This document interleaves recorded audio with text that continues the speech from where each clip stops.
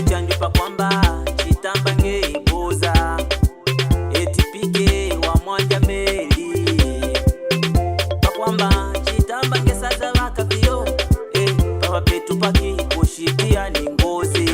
vandu valeka nyumba chifukwa cha ichi chanjo vandu valeka banja chifukwa cha ichi chanjo chanjo pa kwamba chitamba ngendiboza chanjo pa kwamba chitamba ngendiboza banyaki walia nacho banyaki wakondwa nacho banyaki wanyaga nacho chanjo banyaki yavina nacho anyaki yalia nacho anyaki yatijimanga ndicho chanjo imwe chanjo chitamba ngeboza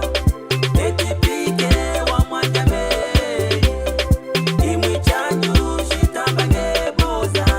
vandu vatijimanga chifukwa cha ichi chanjo imwe chanjo chitamba ngeboza pakumala napo ngeboza.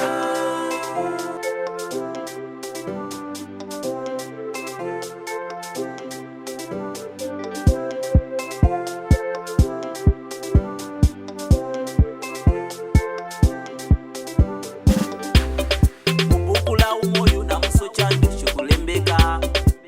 mubaibulu chanjo chikulembeka wale kengi ya mawaki ya bali wosi wa kengi nayo suzuyo mundikazi wa mamba ambuya ndiwe wapeleka